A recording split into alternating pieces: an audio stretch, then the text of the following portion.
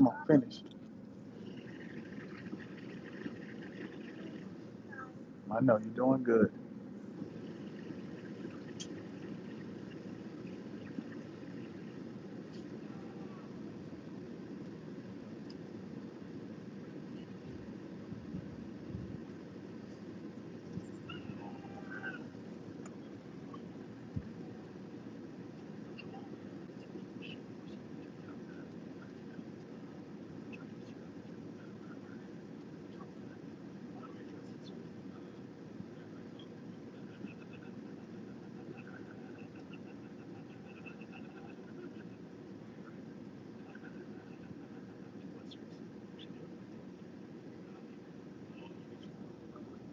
Mic check.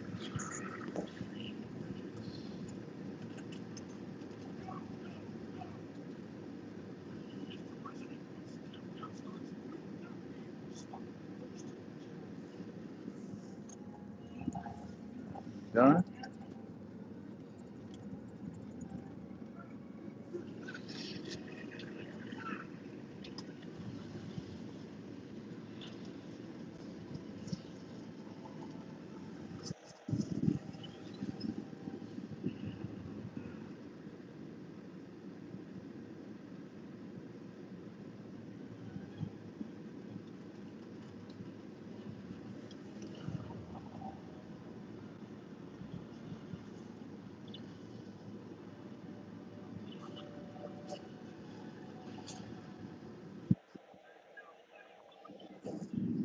You want me to help you?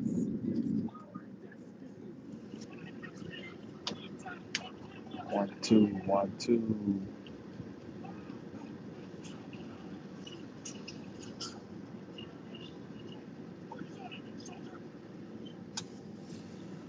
If you're out there and you can hear me,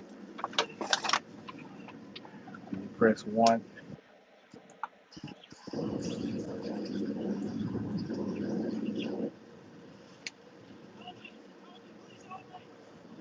If you hear me, can you press 1?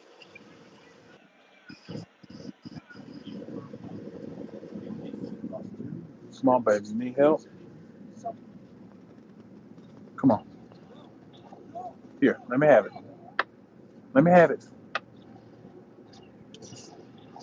You want me to scoop it up for you? 1, 2, 1, 2. Can you hear me?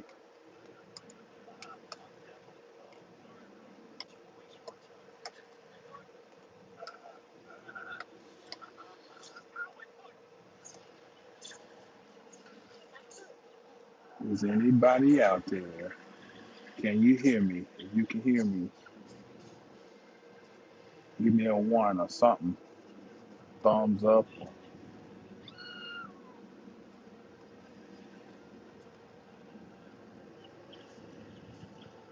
Okay, here. It's the last bite. Come on, Henry, eat. Get it?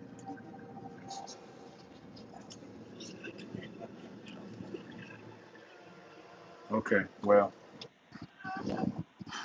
I'm going to get going. I'm going to assume that whoever's out there, I'm going to assume you can hear me. If not, oh well, we'll charge it to the game.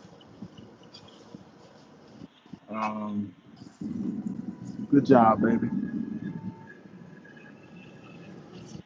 So as you can see, the title of this is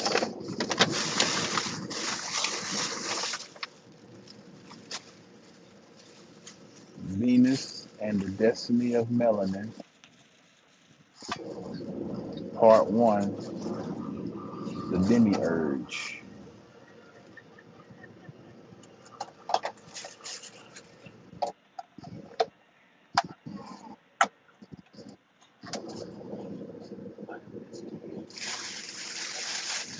Wipe your mouth off. Henry, you done? So I want to read something or a few things from this book. This is the Gnostic Scriptures by Bentley Leighton. And I'm going to read some stuff that probably a lot of you all who are watching or listening may be familiar with. Um, but I want to say what I challenge you, though, is to not consider this from the way you've been conditioned to consider it and to approach this with a more open mind. Because one thing about being aware and quote unquote enlightened is that you're supposed to be using your own system of measurement, your own skills of deduction, your own reasoning. And so often in this space, people rail against quote unquote religion, um, because religion promotes belief, right? And we are moving into Aquarius, the age of knowing. Well, do we really mean that? And do we really understand what that means when we say that? Um, because people who are in an organized religion, or the ones that we associate as being organized religions, because religion means to be bound.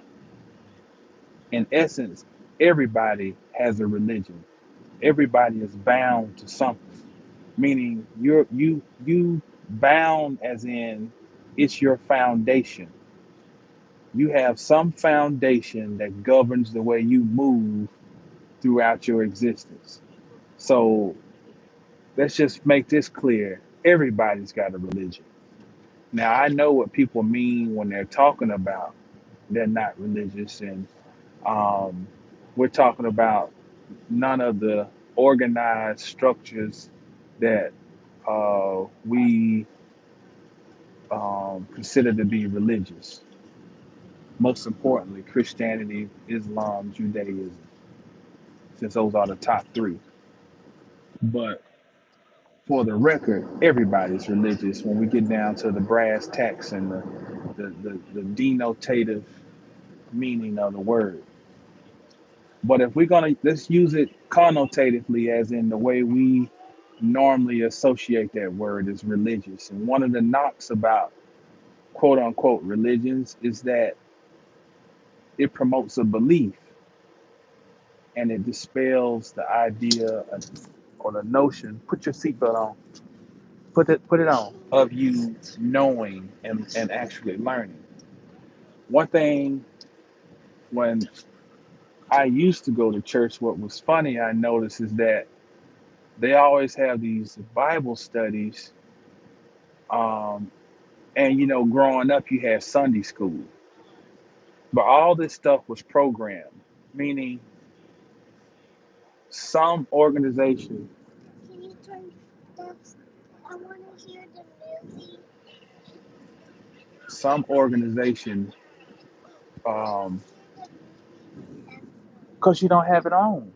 No, because you have to push space. Space, Space what? the one next to that back four.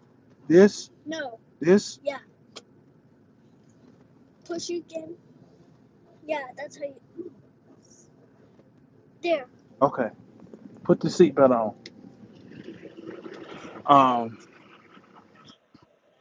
those organizations would send out. Now somebody's alarm going off. Somebody's alarm going off all of a sudden. I don't know.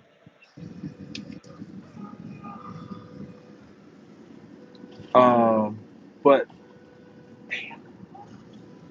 okay, I can't even. Okay, good. They turned it off. Thank you. Um, these Daddy, organizations. one of the uh, one of them were Pisces. Oh, okay. So these organizations will send out these pamphlets and other curriculum that you would use, and this is what you're supposed to teach Sunday school from. And they do the same thing for the adults that they do for the children, you know. And when you go into a church, they're going to direct you with Bible study, tell you what scriptures to read, and they're going to ultimately give you the interpretation of them. That's not learning, that's not knowledge. Well, what does it have to do with what we're doing right here? Well, many people approach this stuff and other things of the like from the same religious standpoint. Somebody has read this and gives you an interpretation, and you go on the interpretation that that person gives you. Or, so that's one. And I mean, you go on it as in you don't even bother to even read it for yourself. That's one thing. Or you do get it and read it, but you still read it with the helmet of the person who's already given you their interpretation.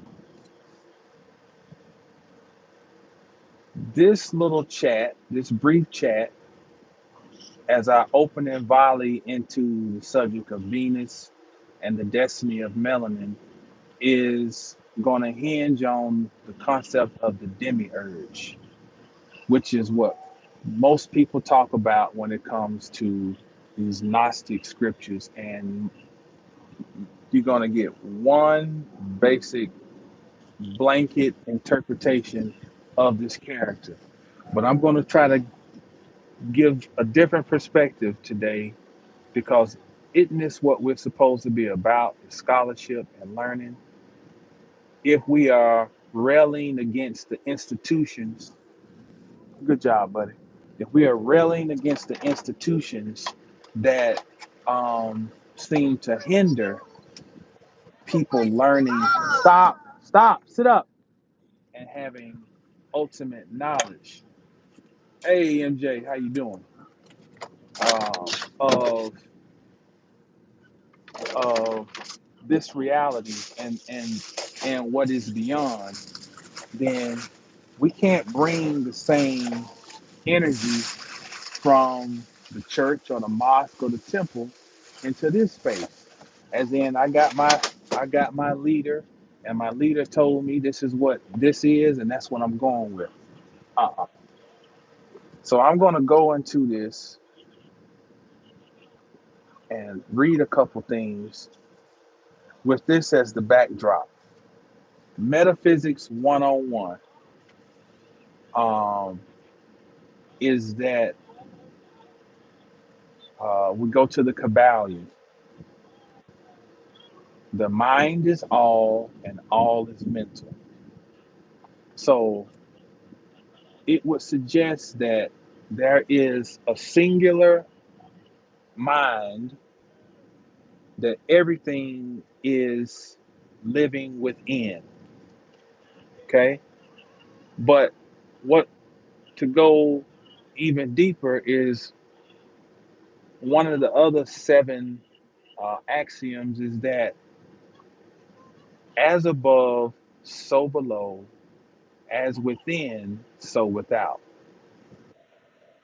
which connects us to anything that we study that seems like it's so far in the past or is um, so far into the spiritual realm that it's hard for us to relate to. That axiom reminds us that we are connected to the most abstract and the most uh, paradoxical or difficult to understand concepts because of as above, so below, as within, so without. So if we can't grasp the concept in its abstract representation, then what we got? We got our lives to look at to give us sustenance to understand that which is beyond our comprehension at the moment. And so many people in this space can relate to having um, an unpleasant childhood. Not everybody. Well, everybody's got some unpleasantries that they can remember from childhood. But some people have deep traumas, deep abuse, deep neglect, deep abandonment that comes from their childhood. Now, I want to repeat that. A lot of people have a lot of neglect, abandonment, abuse, and other traumas from their childhood. And a lot has to do with their parents. Straight Panther, what's up, good brother? So now keep that in mind. As above, so below. Now, I'm going to start reading this. I want you to forget about how you've been told to interpret this stuff. I want you just to listen. I'm reading from the secret book according to John, creation of the universe. Uh,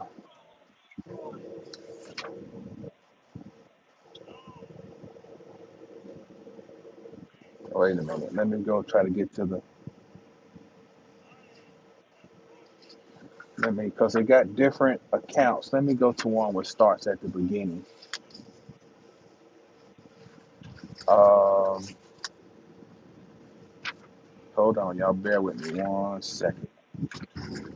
Hold on. Hold on. I might have to go to this one.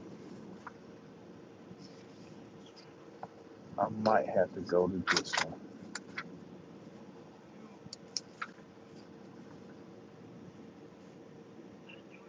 Okay. They got several accounts in here. That's all right. I'm gonna start where I was. Okay. Secret Book of John. Let me try to get back to the beginning.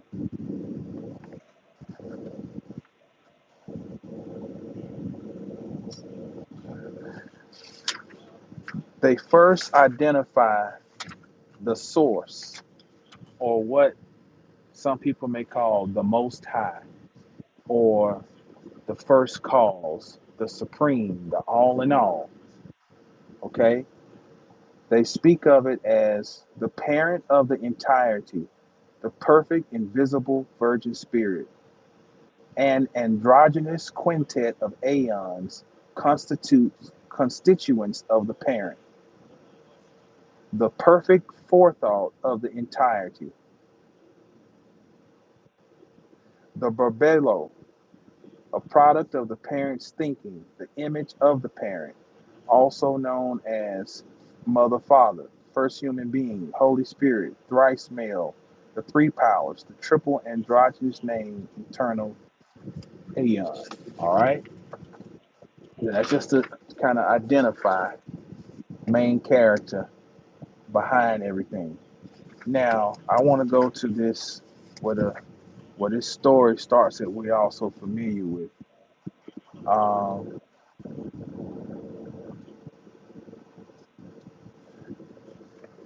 product production of wisdom's offspring, Aldabaoth. Okay, well, I'll start reading before I say this.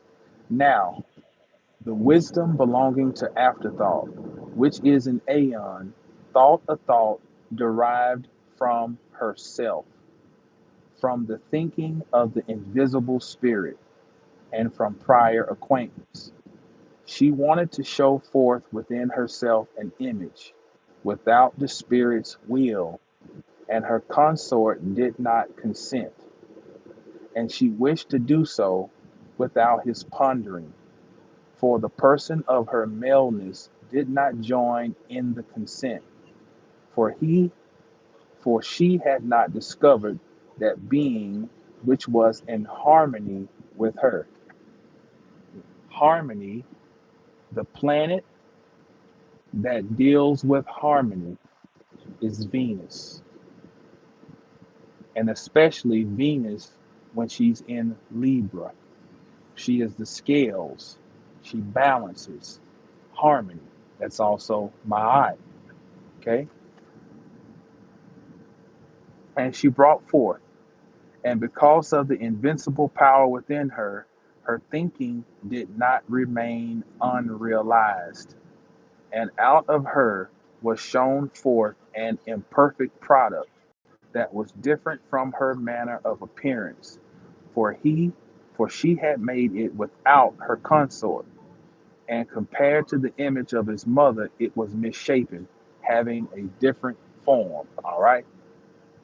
So this woman, or this the feminine aspect of the all, has created under its her own behest, and so something has been created that is not in her likeness because it's incomplete. Now, the name that is given, or the label for Aldebaran, is the demiurge. Well, the word demiurge, or the label demiurge, demi is the same as semi, which means have. Urge means work or to do. So the demiurge is the have work. The demiurge is the have work. Keep that in mind.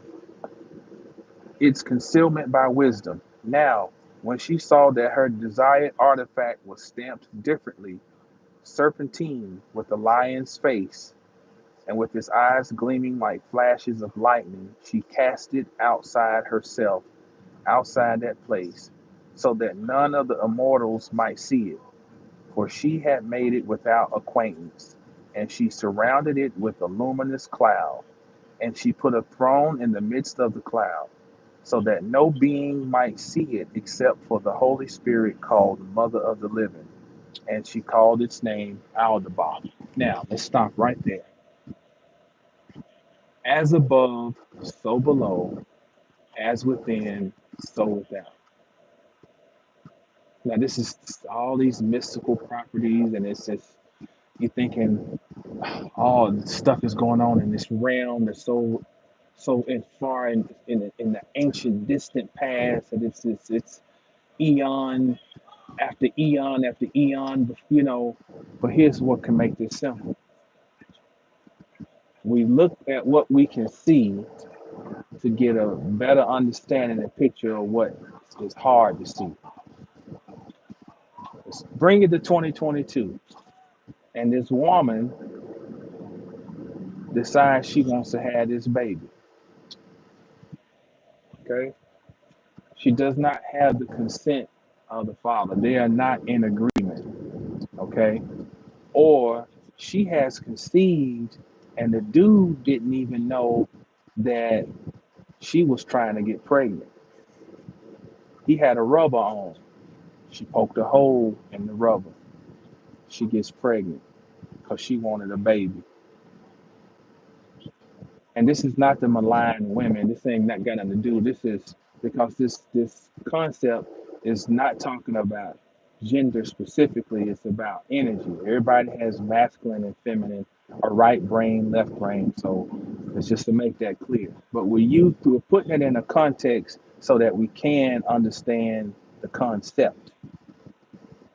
So this woman gets pregnant.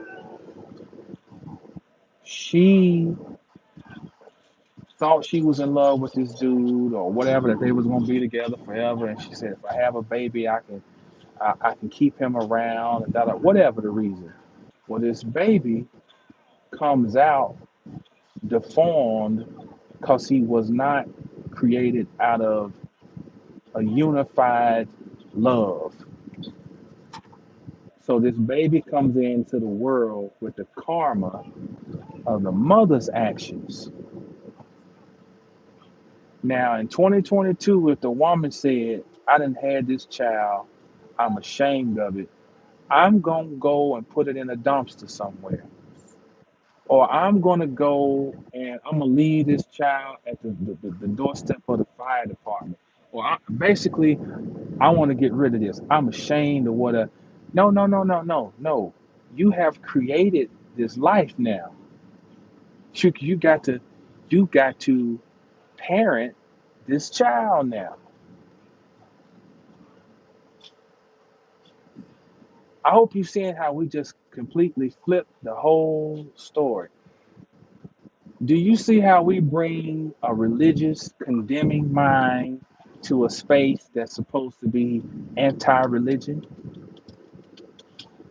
All we do, if we read it one way, is that we just give the identity of the devil to another entity who can wear that label. That's still religious. You're still looking for a devil. But if you read the story from the context of what you can see in your everyday life, this was the first traumatized child. This was the first child who was abandoned. This was the first child who was not loved. This was the first child who was not conceived out of harmony. And then many of us come out of similar situations, but have this condemnation of this energy, which is us. Just think about what I'm saying. How is it the child's fault that the mother took these actions?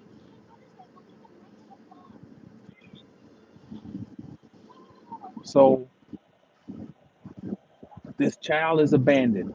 This child is traumatized. What do we learn about how a mind can be programmed? We learn that through a traumatic enough situation, the mind can shatter. And when that mind shatters, multiple personalities can be created to try to protect the host. Now go get the movie Lego Movie 2, where Emmett creates an alter ego to try to protect himself. So so let's go back to this story and see how that plays out. This is the first ruler, and it took great power from its mother, retreated from her, and moved out of the place where it had been born. Taking possession of another place, it made for itself other eternal realms inside a luminous, fiery blaze which still exists, and it became stupefied in its madness, which still is with it. So this entity goes out of the trauma it has endured and it starts creating Maya. It starts creating illusionary realms. Okay? And it says it's stupefied in its madness. Now, Aldebaoth is also referred to as the blind god. Now, I brought some books with me because I want to show how I study, and hopefully for those out there who really are willing to study, to get your own perspective, show you how I kind of how I come at things. Now, this is the Greek myths by Robert Graves. Now, mind you, I said Aldabaoth is also referred to as the blind god, which I'm sure many of you all know. Well, in the back of this book, it'll list characters. Peace, wise feminine. It'll list the characters. And so let's look at the character Hades. Hades, if you notice right here, I don't know if you can see it, it says sightless. So Hades is a blind god. Well, Hades is the same as Pluto. Pluto is ruler of the underworld. Okay. Now, when Zeus overthrew Kronos, the three uh, these three brothers split up the power. It was Uranus. No, no, no, no. I'm sorry. It was Neptune, Zeus or Jupiter, and Hades or Pluto. Neptune would also be Poseidon. So Neptune slash Poseidon, Jupiter slash Zeus, and Hades slash Pluto. Well, what Pluto was given was the helmet of darkness. Helmet of darkness. Again, darkness, no sight, underworld. Okay? And a sidebar. So Bobby Hemmett used to recommend the book Dictionary of Ancient Deities. The book all of a sudden shot up to like $500-$600, but you can get the same. This is the same book right here, Encyclopedia of Ancient Deities. It's the same book. You can go straight to their site and order it, or now you can get it on Amazon and it's like $45-$50. But amazingly, now the Dictionary of Ancient Deities, that book, which is it's the same book as this. Now the other day I found it. It's now down to $45. Amazingly. So if you want to get this, this is a must have. Okay, because you can look up these and cross reference and see who is who. So Pluto, yes. Oh yeah, Grandma Dot Dot. Uh huh. No, that's Granny. That's my grandmama. That's your great great grandmama or your great granny. Okay, and so again, it shows here that Pluto is associated with Hades,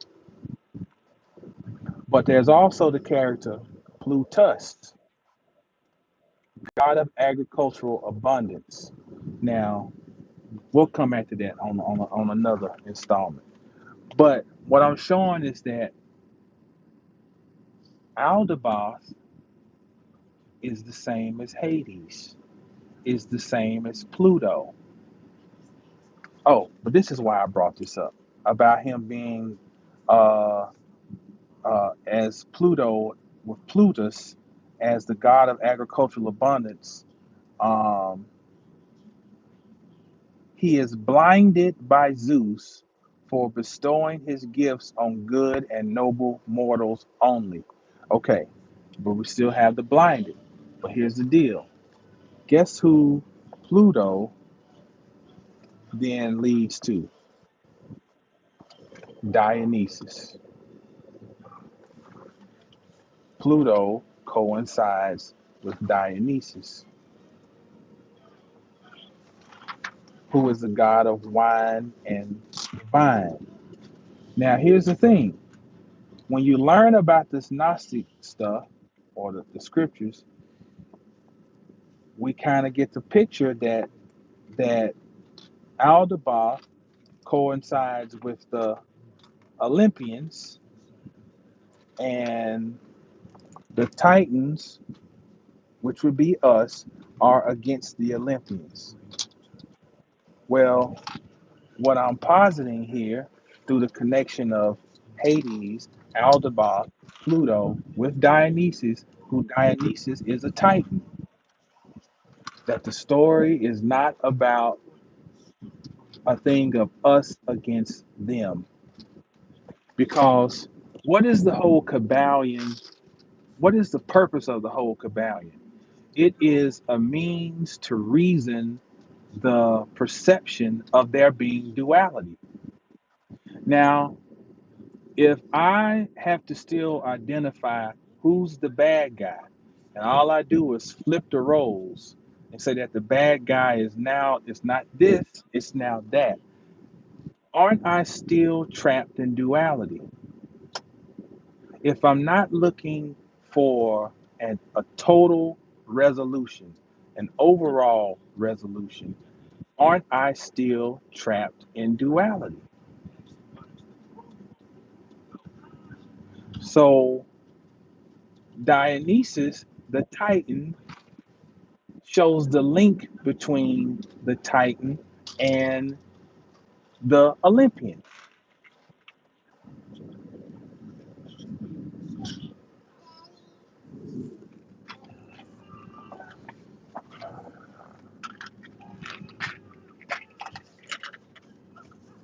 Here, here, son. Here, For what? because I know you don't want some because she asked for some. Okay, so I wanted to show that to as the opening volley to show a possible, I'm gonna say possible connection between what we have thought to be adversaries. When Sophia saw what she had created and saw its lack, and was sorrowful about what she had done, this is what happens.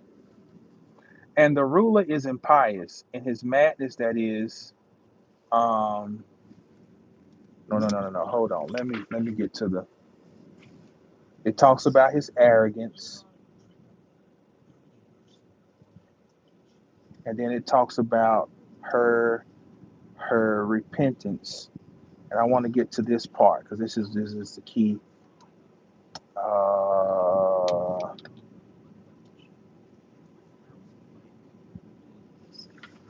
Hold on, bear with me 1 second.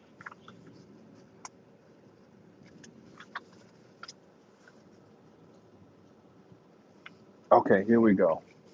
This is how the power got transferred. Okay, and all the angels and demons labored until they put the animate body in order. And for a long time, their product existed inactive and immovable. What they're talking about is that Aldebaran commissioned his minions to create uh, life.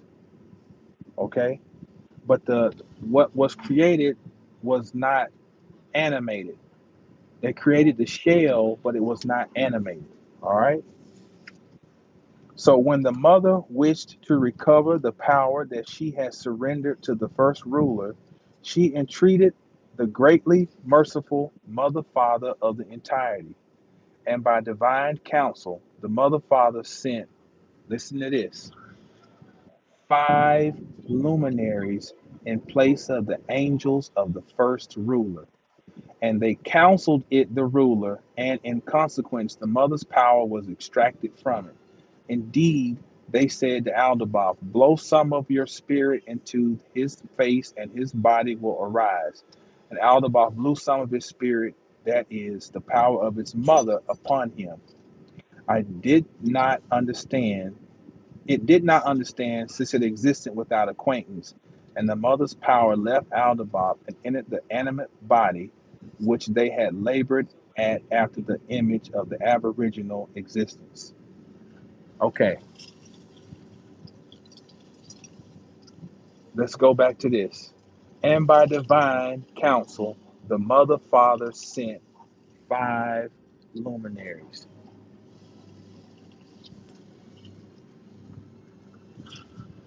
Let's do this.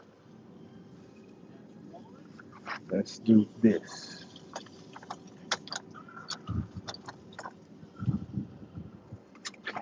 Uh,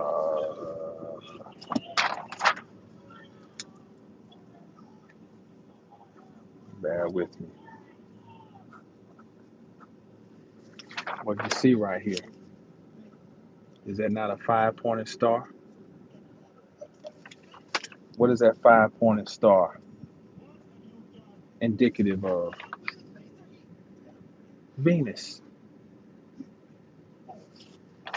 Okay. Now, in the tetragrammaton, you have Yod, Hey, Va, Hey. All right. Yod is 10, but what is 5? That's Venus. That's 5. That's Venus. That is also Eve. Then you have Va, which is 6. Then you have He, again, which is 5. These last 3 digits all represent Venus. Venus is 5 as He. She's 6 as Va. Now, how can she be both? 5 represents life, okay? It's the breath of life, the 5 luminaries in the story, okay?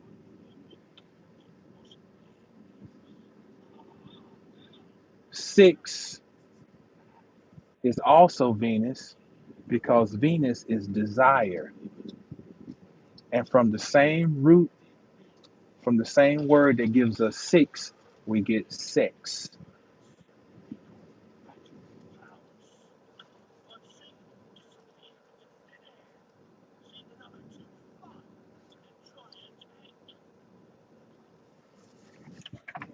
This is also the sign of Venus. That's the Ankh.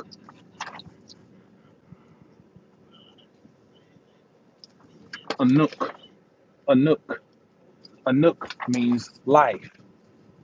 So that's Venus with the life. But for there to be life, there has to be desire. We're getting ready to move in just a second, okay? The desire that Venus creates is necessary for the act of procreation to occur that produces life. So thus Venus is represented by the 5 and the 6. So the title that I've chosen, Venus and the Destiny of Melanin, is because melanin has a close association or is Venus.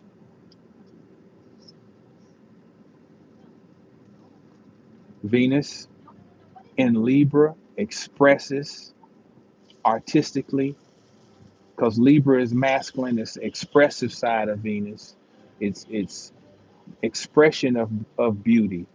Um, it's creation of art. It's the expression of harmony or creating justice. Um, Looking to balance the scales, even financially balance. It's fair exchange. Well, in her feminine stance in Taurus, she is the enjoyment of things that are beautiful. She's the enjoyment of things that taste, um, enjoyment through the realm of taste. It is desire. It is what do I have possess. feminine possesses, masculine expresses. So if you think about things that melanated people do around the world, dancing, singing, loud colors, you know, uh, um, uh, enjoyment of food, colorful foods, rich foods, um, uh, jewelry, even the boys in the hood who trick out the whip. All this, it's still something coming through. It's all old. It's ancient.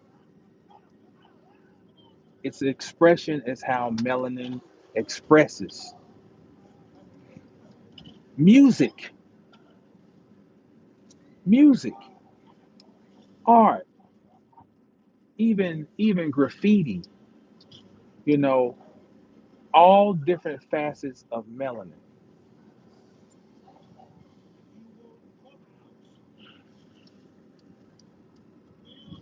But is it just to revel at the power of it? Is that the ultimate designation of this? Or is it to be used for something greater? I This is what I think the story is alluding to,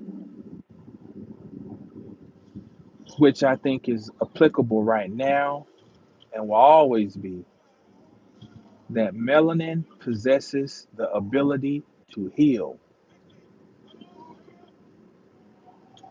If we start with this Gnostic story and we can possibly consider it from a different perspective, then this melanin that we like to, the you see the people with the t-shirts now, they done caught on, you're newly woke, which is cool. It's cool, they could be around here, whatever. But it steps to everything.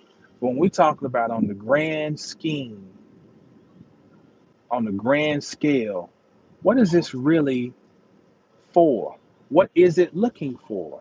It's looking for healing because it is chaos, but the chaos is not looking to just remain chaotic.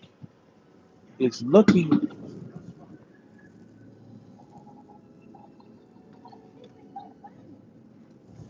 I am popping firecrackers. These days you got to have your head on a swivel.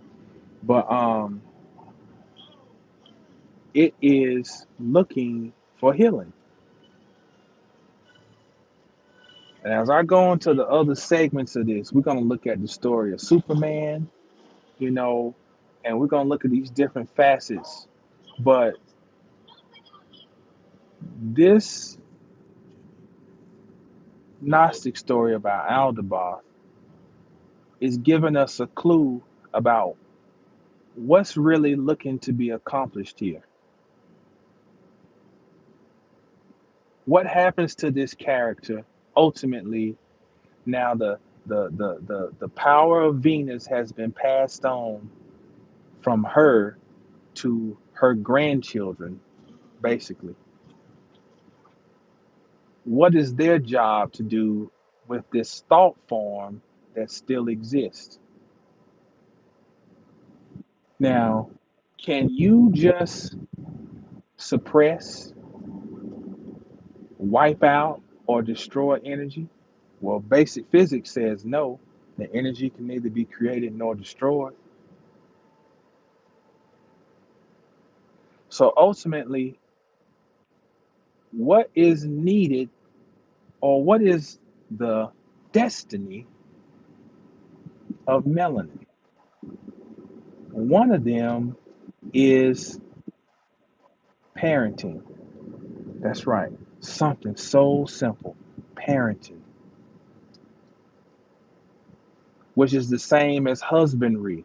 Husbandry, which means how to raise animals and crops.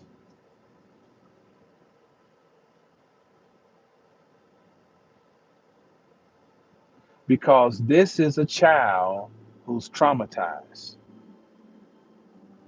So first and foremost, we're challenged to figure out how to parent ourselves. That was what the gift of this transference of power was about. It's not to revel in, and let's just be honest,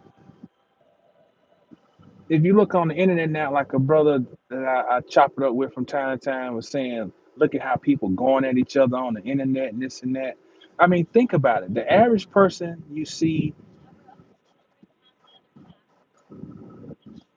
they spend more time threatening somebody about what powers they got, and it's all almost comical because you living in a structure where it constantly shows you that you're powerless. And I don't mean to say that we are powerless, but here what I'm saying is this: if you can't show me how you can thwart the people who directly impose their will on your life, then how nonsensical is it to go on the internet and threaten other deprived, downtrodden people under the behest of I'm spiritual? You better not mess with me. Is this what melanin was destined for? Is that what it was destined for? I'm from this star system. I'm from here. I'm from there. I'm on this council. Who that sound like? Does that not sound like Aldebaran? He was arrogant. He was blind. Listen to your average spiritual guru. Do they sound like Sophia or the mother father? Or do they sound like the half aborted, half done work creation, Demiurge Aldebaran? See, the next step is to figure out what is the ultimate goal, destiny, direction. And if it doesn't involve healing, then it's all a joke. If you're trying to take the approach of the character that you have sworn that you're so against, then obviously you haven't done the necessary work or you're not doing the necessary work. We got a lot to talk about. It's that's why I got to do this in parts because we got to talk about everything right now. It is coming down to Venus and what is the real destiny of melanin. The North Node is in Taurus right now, which is ruled by Venus, which means the South Node is in Pluto. I mean, in Scorpio, which is ruled by Pluto. We just said Pluto is the god of the underworld. We made a connection between Pluto, Hades, and Aldebaran. We're in the phase right now where we are looking to clean out the Aegean stables. Scorpio is about elimination, it rules restrooms. We're talking about cleansing, not swimming in the filth. So I'm going to stop right there. That was enough just to throw that out. That's about an hour. That's good enough. Kept my babies waiting long enough. In the next installment, I'm going to talk about uh, part two. We'll do it on Venus and America. Okay. So that's a wrap. I appreciate y'all. Um, okay, JDS said, could the half work be individuals not processing energy from the stars? Uh, yeah, that's part of it. That's part of it. Um, because the stars which is what tripped me out. Like when religious people say that, that's another big movement now. Is like people are banging on astrology, like, you know,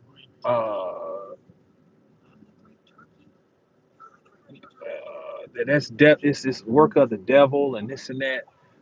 But God ain't God does not support divination. All this. Let me tell you how stupid people are, just in general. Your watch is a divinatory tool because you're gonna look at the time and you're gonna try to plan. Is traffic gonna be crazy at 5 o'clock?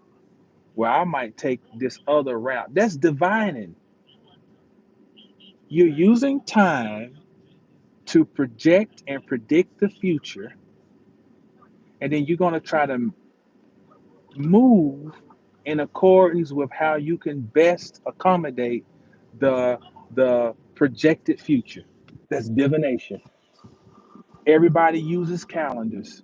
You say, well, I'm planning my vacation is going to be in September. So I'm going to save such and such, and I'm going to be getting coupons, da da da da. That's you divining. You're looking into the future. So astrology ain't nothing but telling time. Now it's about what you do with it. You can do terrible things with your watch. You can say it's going to be uh, uh, this amount of people gonna be gathered here at this time. I'm gonna go and do something, commit this heinous crime at this time where I know all these people gonna be there that I can harm. That's using time in a negative, hurtful manner. It's about how you use things. So when these people to get on they high horse, um, yeah, straight panther calendars. Like, do they even know what a calendar really is? A calendar, Kali's menstrual cycle. You know, So, so JDS, yes, I think where I'm reading what you're saying is people not reading the clock and reading their own clock, as in knowing what season they in and knowing when it's time to change, no matter what you into. We're supposed to be continuously growing. This was supposed to be a university where you continue to grow. You know, I don't want, I'm not interested in people who saying the same thing they were saying in 5, 6 years ago or 2 years ago. Like, it's a constant growth movement. And I want to say this too. I want to challenge people to, instead of watching all these clips of especially Bobby Hemmett, go to Serious Times and become a Patreon. And I can't complain about them doing a Patreon thing because I remember when they used to put up the whole 6 hours, 11-hour lectures, and I watched them all. I took notes. All these books, this is from the University of Bobby Hemmett. All this stuff. Learned about all this through. So that's why I'm a big proponent of me sharing and passing the torch and keeping it going. Because that's how I learned about all these 3 books I've told you about. That's how I learned about them. So we got to get out of this microwave mentality, like my grandmama used to say, of trying to get a 7-minute sound bite and basing your how you move on these sound bites. Get the whole meal, because he say stuff, he'd be all over the place, so you have to listen, but it'd be a whole bunch of jewels. And you need to be listening with one of these, a piece of paper, taking notes, you know, creating your book list, and challenging even what he may say by studying what he say. And then you build your own, challenging what I may say or anybody else by you doing your own due diligence and studying. part of what reason I presented this in this manner is we got to stop listening to how somebody interprets something for you and being lazy because we still have a Messiah complex. All somebody's got to do is be dark enough for you and just and present that persona that you need, that they got it all figured out, and that you'll roll with anything they say. You should not do that with them. You shouldn't do it with me.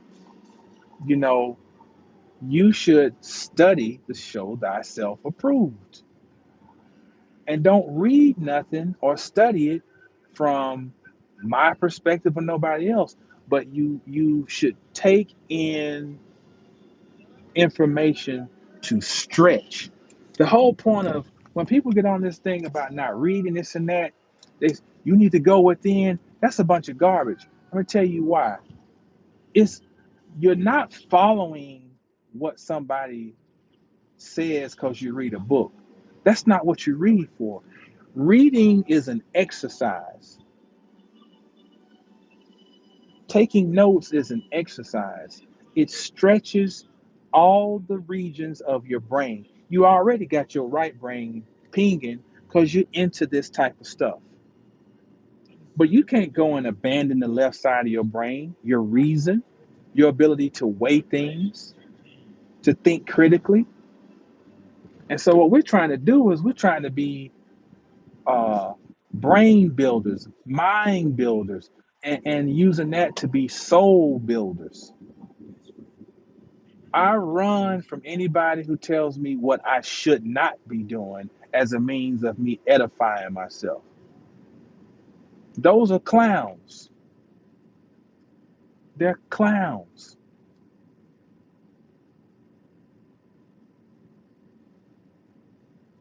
And I mean that.